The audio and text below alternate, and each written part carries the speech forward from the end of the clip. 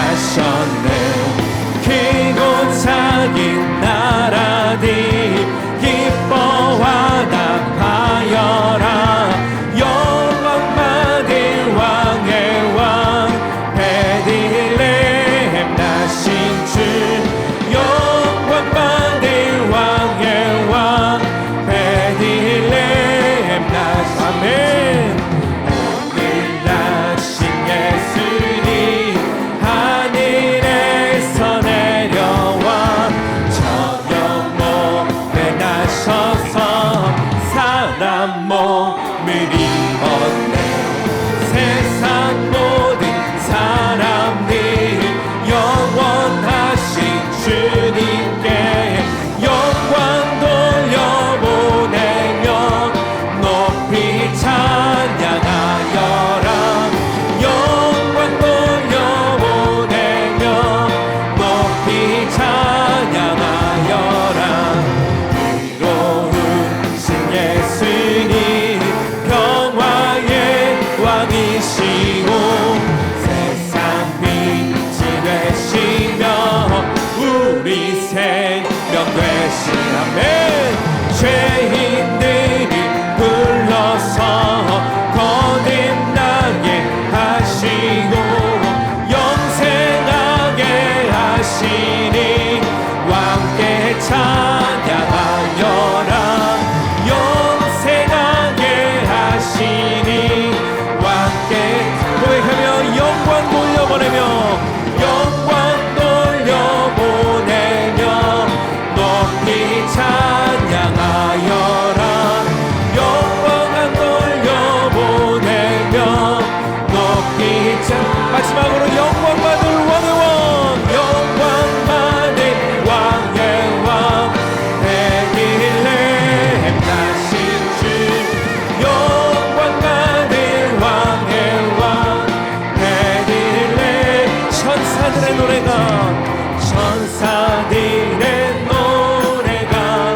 하늘에서 들리니 산과 들이 기뻐서 우리 한 번 더 고백합시다. 천사들의 노래가 천사들의 저 하늘에서 들리니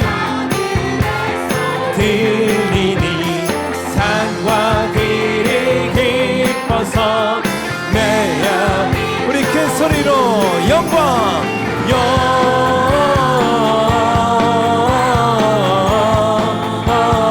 영광을 높이 계신 주.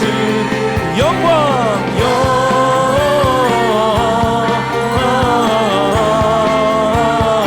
영광을 높이 계신 주님께 한밤중에 목자들 양떼들을 지킬 때 아름다운 노래가 청하게를 아멘.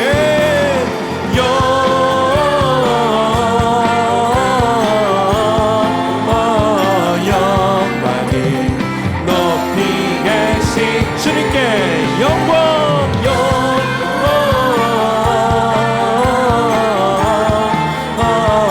영광을 높이 계신 주님께 베들레헴 달려가 나신 아기 예수께 그러 경배합시다. 탄생하신 아기께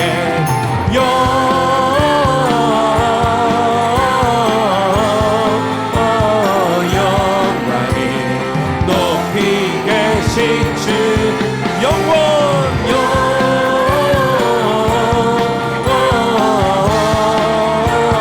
영광을 높이 계신 주님께 구유 안에 하기께 천사 찬송하였다.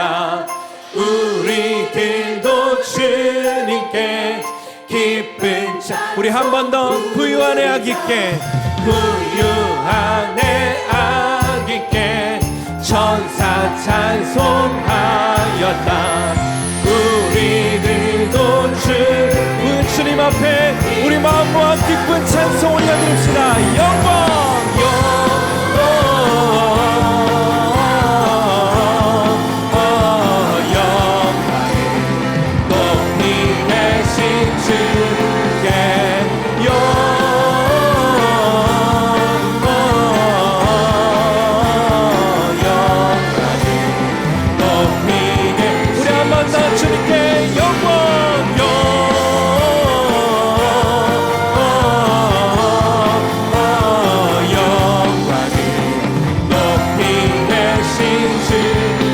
영광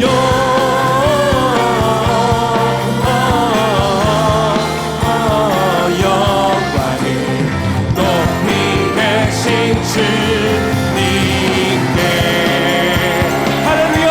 우리 위 땅에 오신 주님, 그 주님께 모든 영광 우리 큰 박수로 올려드립시다. 할렐루야.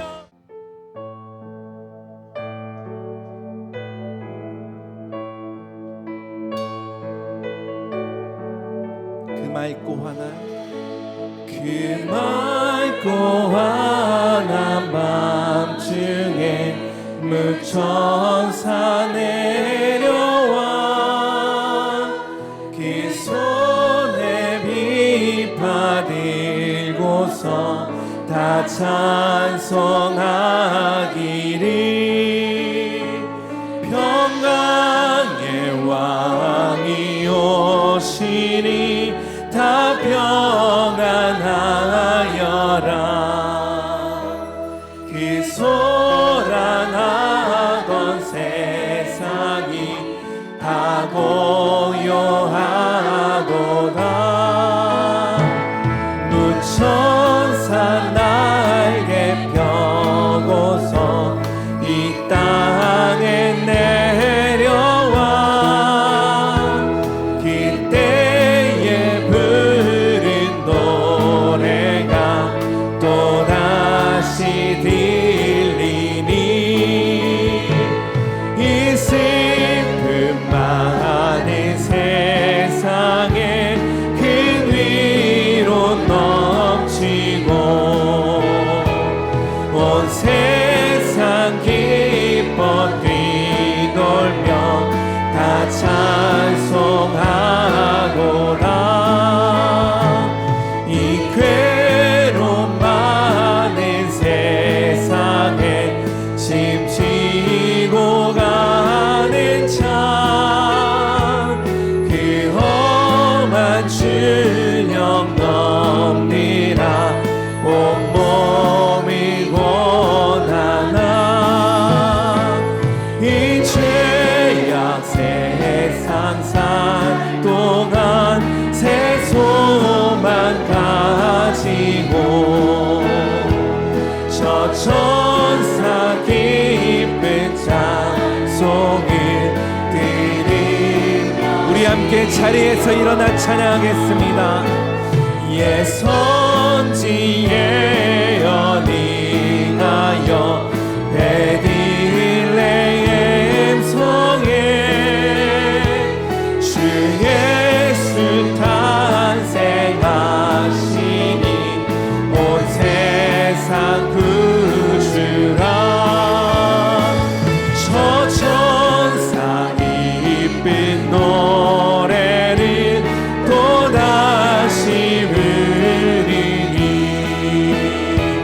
온 세상 사는 사람들 다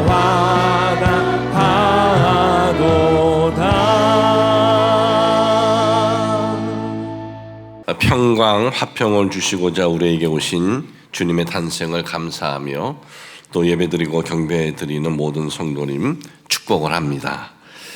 평강의 왕이라 할 것임이라 라는 제목으로 하나님 말씀 나누겠습니다.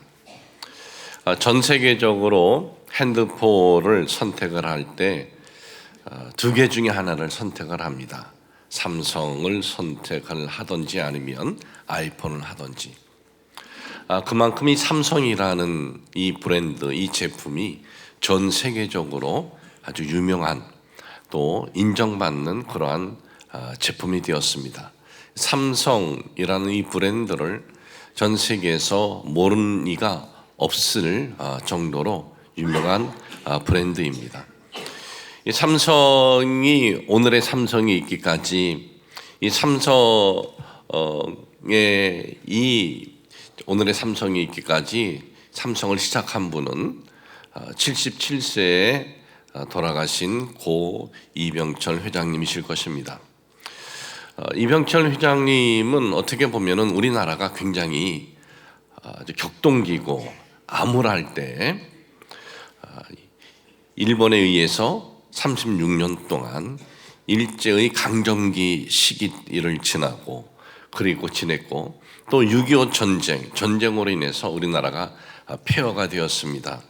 전 세계에서 두 번째로 못 사는 그런 환경이었던 그러한 참 어두운 시대에 삼성이라는 참 그 이름을 가지고 대한민국에서 최고의 부를 얻기도 하고 또 그 힘든 시기에 우리나라 경제에 한 몫을 이바지 한 분 중에 한 분으로 우리는 그렇게 생각을 하고 있습니다. 모든 사람들이 어떻게 보면 희망하는 것을 이룬 그러한 분이신데 그분이 자신의 그 삶의 마지막을 이렇게 정리하면서 고뇌가 있었다고 합니다. 어떤 고뇌가 있었냐 하면 신은 있는가 이거에 대한 고뇌가 있었고 천국과 지옥이 있는가 이거에 대한 고뇌가 있었고 인간에겐 영혼이 있다는데 그 영혼이 영원한 것인가 이러한 고뇌가 그분에게 있었다고 합니다. 이 고뇌를 어떻게 좀 답변을 듣고 싶어 가지고 A4 용지에 빼곡하게 24가지 질문을 썼습니다. 그리고 그 질문에 답을 좀 해줬으면 좋겠다라고 누구에게 보냈냐 하면은 절두 산 성당의 고 박희봉 신부님에게 보냈다고 합니다. 박희봉 신부님은 그 질의를 이렇게 보고 난 다음에 그것에 대한 답을 누구에게 쓰라고 부탁을 했냐 하면은 그 당시 캐톨릭계의 대표적인 석학인 정인채 교수님에게 답변을 좀 준비하라라고 했습니다. 정인채 교수님이 답변을 준비를 했습니다. 어떻게 하나님을 증명할 수 있느냐? 그리고 이 생물학에서는 인간은 진화되었다고 하는데 그러면 인간이 창조되었다고 하는 것은 도대체 이게 무슨 말이냐? 그리고 예수님이 십자가에서 우리를 대신해서 죄를 대속하기 위해서 죽으셨다고 하는데 왜 그러면 우리로 하여금 죄짓게 그렇게 놔두었느냐? 영혼이 진짜야? 영원한 것이냐? 천국과 지옥이 있느냐? 성경은 도대체 어떻게 시작이 된 것이냐? 하면서 그 고뇌에 찬 24가지의 이 질의를 보낸 거예요. 그리고 답변을 준비했습니다. 정인채 교수님이 답변을 준비해서 이걸 가지고 이제 가려고 하는데 연락이 온 겁니다. 지금 건강이 좀 많이 안 좋다, 악화되었다. 건강이 좋아지면은 그때 좀 만나자라는 연락을 받습니다. 하지만은 이 회장님은 한 달 후 세상을 떠나고 말았습니다. 그 누구에게 알려지지 않았던 내용인데 이 내용이 10여 년 전에 이 답변을 썼던 정인채 교수님의 제자 또 이 신부가 있는데 그 신부님이 세상에 알리고 그 내용이 중앙일보에 기사된 적이 있습니다. 모든 사람들로부터 어떻게 보면 선망의 대상이 되었고 참 가장 우리나라의 어두웠던 시기, 근대사에서 가장 어두웠던 시기 아닙니까?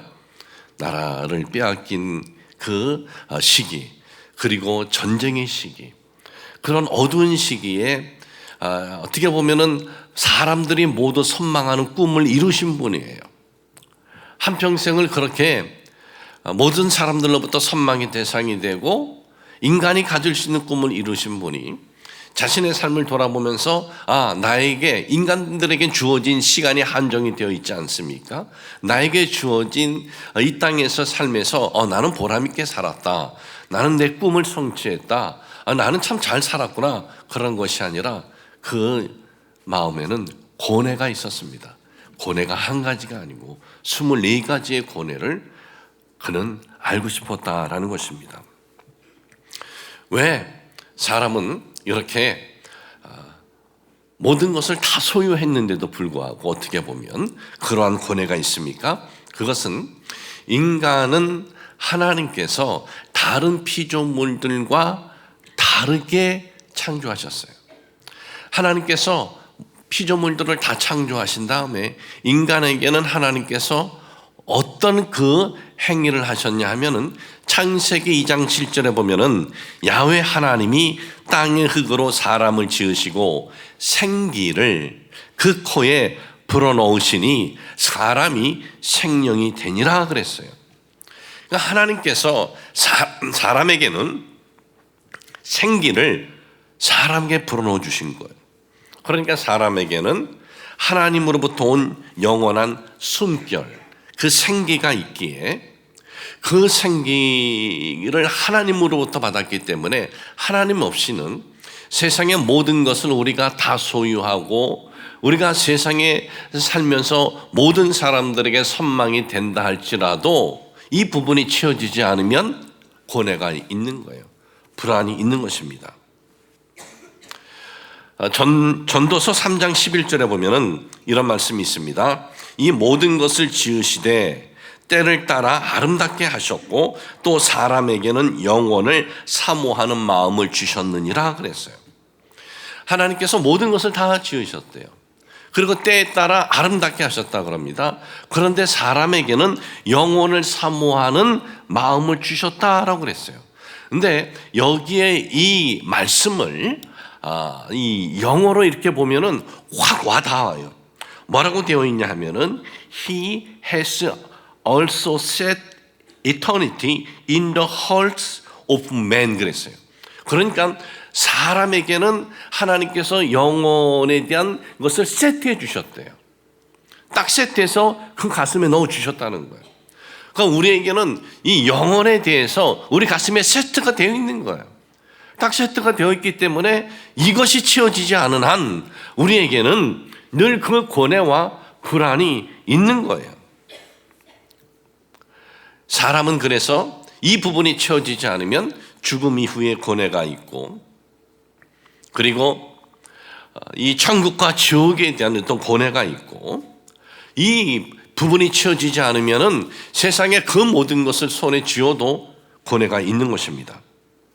그런데 오늘 여러분들에게 봉독해드린 이 본문에 보면은 오실 메시아에 대한 예언의 말씀입니다. 그리스도는 전능하신 하나님, 영존하시는 영원하신 아버지일 뿐만 아니라 마지막에 뭐라고 딱 못을 박았냐 하면 평강의 왕이라 그랬어요. 평강의 왕.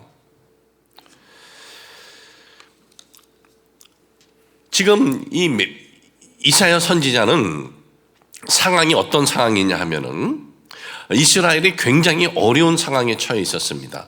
북쪽으로는 아수르 제국이 이스라엘을 어떻게 하면 점령할까 노리고 있었고 또 저 밑에 남쪽으로는 이 이집트, 애굽이 기회만 있으면 이 이스라엘을 어떻게 점령할까 그렇게 노리고 있었습니다. 바로 그런 환경에 있을 때 그 선지자로서 어떤 마음이 있었겠습니까? 주변에 있는 적들은 점점점 부강해지고 그리고 이스라엘은 점점점 약해지는 거예요. 언제 어떻게 이 나라가 주변국에 멸망당할지 모르는 그런 환경인 겁니다. 바로 이런 상황에 있을 때 선지자가 어떤 소망을 갖고 어떤 기대를 갖고 어떤 기도를 했겠습니까? 하나님, 이 민족을 부강하게 하여 주옵소서. 이 민족을 강하게 하여 주시옵소서. 하나님, 이 민족에 좀 탁월한 지도자를 하나님 세워주시옵소서. 탁월한 왕을 좀 보내주시옵소서. 그래서 주변국에 있는 저들에게 인해서 우리가 어려움을 당하지 않도록 하여 주시옵소서. 그런 마음을 갖지 않겠습니까? 그런 마음을 가졌다면 그런 기도를 하나님 앞에 간구했을 거예요. 이런 마음과 이런 기대를 갖고 이런 기도를 드리는데, 그런데 하나님께서 이사야에게 보여주시는 것은 강력한 국가도 아니었고 탁월한 지도자도 아니었고, 하나님께서 보여주신 계시는 앞으로 내가 메시아를 보내주는데 그 메시아는 평강의 왕이라 그러는 거예요. 메시아를 보내주는데 평강의 왕이라. 그 하나님으로부터 오실 메시아에 대한 계시를 받고 그리고 평강의 왕으로 오신다는 그 메시아에 대한 계시를 받고 이사야는 너무나 감격에 벅차가지고 오늘 고백을 하고 있는 것입니다. 오늘 여러분들에게 봉독해드린 본문 말씀 이사야 9장 6절에 보면은 이는 한 아이가 우리에게 낳고 한 아들을 우리에게 주신 바 되었는데 그의 어깨에는 정사를 메었고 그의 이름은 기묘자라 모사라 전능하신 하나님이라 영존하시는 아버지라 평강의 왕이라 그랬어요. 평강의 왕. 평강의 왕이라는 것은 오실 메시아는 평강 화평의 주제자다라는 거예요. 평강 화평의 주인이시다라는 거예요. 도대체 무슨 평강, 무슨 화평? 여러분, 우리는 이 세상을 살아갈 때 우리에게는 이 군의 불안이 있습니다. 하나님께서 우리에게 세팅해 놓으신 그 하나님의 숨결, 이것이 채워지지 않으면 불안, 고뇌가 있습니다. 그런데 이것은 어떻게 채워집니까? 이것은 구약시대에는 하나님 앞에 짐승으로 이렇게 제물을 드리면서 그것으로 하나님께서 받아주셨고 그들은 그 제물을 드림으로써 채워지셨어요. 그런데 신약시대에는 이제 그 메시아가 이 땅에 오실 텐데 그 메시아를 통해서 우리에게 그 부분이 채워진다는 겁니다. 그러니까 성자 하나님으로부터 그 하나님으로부터 하나님과 우리 사이는요 어떤 관계였냐면은 원수 관계였어요. 뭐로? 죄로 인해서.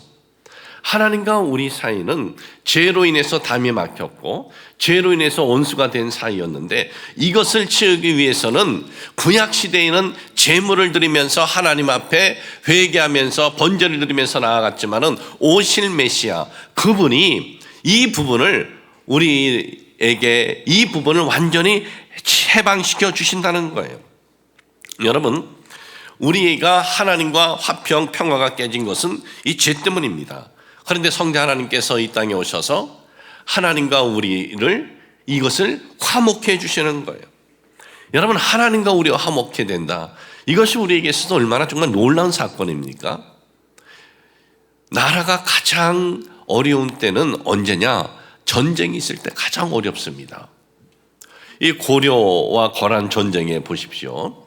여러분, 제가 보라는 것이 아니고 이렇게 보면은 왕과 그리고 장군과 그리고 대신과 백성의 소원이 뭡니까? 화평이에요. 평화예요. 어떻게든 화평, 평화 이것이 모든 이들의 소원이에요. 하루빨리 화평이 왔으면 하는 것이 꿈입니다. 러시아하고 우크라이나하고 지금 전쟁이 있은 지가 꽤 됐어요. 저들의 소원이 뭡니까? 오직 하나예요. 화평, 평화. 모든 사람들이 원하는 것은 화평, 평화입니다. 지금 저 팔레스타인에서도 일어나는 이 하마스와 이스라엘의 그 사건 앞에서 저들이 원하는 것은 하루속히 화평을 원하는 거예요. 여러분, 이 세상의 힘센 나라와 원수가 된다. 세상의 권력자와 원수가 된다. 얼마나 불안합니까? 여러분, 이 세상에 주어진 한정된 삶에서도 화평, 평화가 이렇게 절실한데 우리는 죄로 인해서 누가 원수가 됐다고요? 하나님과 원수가 되었어요. 그 하나님과 원수가 되었는데 그 성자 하나님께서 오셔서 우리에게 영원한 화평, 영원한 평화를 이루셨다는 것입니다. 여러분, 우리가 성탄절, 주님이 오신 이 날, 주님이 오심으로 우리에게 주어진 은혜와 영광과 축복은 무엇이냐? 하나님과 우리 사이에 원수가 되었는데 이 부분을 화평케 해주시러 우리 주 예수 그리스도께서 이 땅에 오셨다는 거예요. 그러니 이사야 선지자가 그 계시를 받고 얼마나 감격을 했겠습니까? 평강의 왕이 우리에게 오신다. 그런데 이 평강의 왕이신 그리스도께서 이 땅에 오셔서 우리에게 평강을 이제 주시려고 하는데 어떻게 해야 되느냐? 자신은 스스로 멸시받고 천대받아야만 했습니다. 그래서 이사야서 53장 3절에서 5절에 보면은 이렇게 예언되어 있습니다. 그는 멸시를 받아 하나님에게 버림받았으며 강고를 많이 겪었으며 질고를 아는 자라. 마치 사람들이 그에게서 얼굴을 가리는 것 같이 멸시를 당하였고 우리를 그를 귀히 여기지 아니하였도다. 그는 실로 우리의 질고를 지고 우리의 슬픔을 당하였거늘 우리는 생각하기를 그는 징벌을 받아 하나님께 맞으며 고난을 당한다 하였노라. 그가 찔림은 우리의 허물 때문이요 그가 상함은 우리의 죄악 때문이라. 그가 징계를 받음으로 우리는 평화를 누리고 그가 채찍에 맞음으로 우리가 나음을 받았도다. 그러니까 우리들이 하나님하고 우리하고 평화가 깨져버렸고 하나님하고 우리하고 원수가 되었는데 성자 하나님께서 이 땅에 오셔서 이 부분을 평화로 화평으로 이것을 해결해 주시기 위해서는 성자 하나님 스스로 이 땅에서 가장 멸시를 받고 천대를 받고 고난을 받아야 했다는 것입니다. 이사야는 그리스도께서 이 땅에 오시기 800년 전에 예언했고 800년 후 지금으로부터 2000년 전 메시아께서 이 땅에 탄생을 하십니다. 그런데 메시아께서 이 땅에 탄생하실 때 보면은 어디에서 탄생을 하셔요? 말구유에 누이셨다 그래요. 말구유. 말구유가 뭡니까? 짐승들의 먹이통이에요. 짐승들이 배 고플 때 찾는 곳, 그것이 말구유예요. 이 의미는 뭡니까? 천민, 가난, 저주예요. 그러니까 예수님께서는 하나님과 우리를 화평케 하시기 위해서 멸시 가운데 태어나신 거예요. 그리고 십자가에 달려 죽으셨다. 십자가란 뭡니까? 나무에 달린 자마다 저주를 받은 자라 그랬어요. 그래서 나무에 달렸다는 것은 저주를 받았다는 거예요. 그리스도께서 이 땅에 오셔서 멸시 가운데 태어나시고 그리고 십자가에서 나무에 달려 죽으셨다. 우리를 위해서 그 모든 멸시와 고통을 받으신 거예요. 무엇 때문에? 하나님과 우리를 화목해 해 주시기 위해서. 하나님과 우리를 화목해 해 주시기 위해서 오신 날이 바로 성탄절이다라는 거예요. 그래서 그리스도께서 이 땅에서 공생의 사역을 하시면서 뭐라고 선포하셨습니까? 마태복음 11장 28절에 보면은 이렇게 말씀하고 있습니다. 수고하고 무거운 짐진 자들아 다 내게로 오라.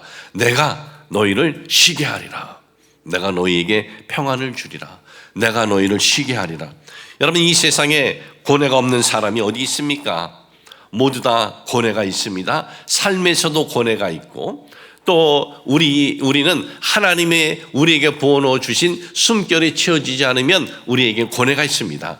그런데 예수 그리스도께서 이 땅에 오신 목적은 바로 하나님과 우리와 이 막혔던 담을 이것을 허물어 주시고 하나님과 우리와 화목해 해 주셔서 예수 그리스도 안에서 우리는 이 숨결이 채워지는 거예요. 하나님께서 세팅해 주신 그 숨결이 채워지는 것이고 그뿐만 아니라 우리가 이 땅에서 살아갈 때 어떤 고뇌의 환경을 만날 때도 그 고뇌의 환경에서 예수 그리스도를 통해서 우리가 그 고뇌 환경에서 쉼을 얻고 우리가 평화를 얻을 수 있다는 거예요.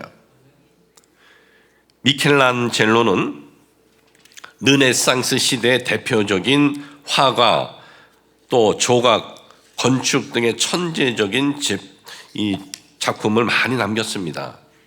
근데 이 미켈란젤로의 작품 중에 가장 놀라운 작품은 천지창조라는 대작품입니다. 미켈란젤로가 33살 때 이 시스티나 성당에 그 천장에다가 그림을 그린 작품이에요. 이 바티칸에는 시스티나 성당이 있습니다. 이 시스티나 성당은 어떤 곳이냐 하면은 교황을 뽑을 때 그 안에서 뽑아요. 이제 새로운 교황이 선출을 할 때 추기경들이 다 모입니다. 바티칸으로. 그리고 시스티나 성당 안에 들어가요. 문을 잠 거예요. 교황이 선출될 때까지는 외부고 내부고 다 그냥 막아버려요. 그리고 교황이 딱 선출되면은 그 시스티나 성당에서 이제 굴뚝에서 연기가 쫙 피어올라요. 그러면 바깥에서도 기다리고 있다가 환호성을 치죠. 천주교인들은 새 교황이 선출된 곳이에요. 그러니까 그곳은 그 시대의 최고로 아주 거룩하고 경건한 곳인데, 거기 천장에다가 그림을 그려라 이거예요. 천장에다가 천장화를 그려라 이거예요. 근데 교황이 그것을 또 명령을 한 겁니다. 율리시스 2세 1508년 율리우스 2세의 명령으로 이 40m 높이의 천장을 바라보면서 거기에 그림을 그려야 되는데, 이게 가능한 일입니까? 불가능한 일이었어요. 그리고 미켈란젤로는 그림이 전공이 아니었어요. 미켈란젤로는 조각이 전공이었어요. 피에타, 다비드상, 이 조각의 이 전공이었는데, 그런데 천장화로 그리라? 그것도 천장을 바라보면서, 그러면서 또 뭘 또 주문했냐면은 미사를 또 방해하면 안 된다는 거예요. 불가능한 일을 시킨 거예요. 그래서 미켈란젤로는 생각을 했어요.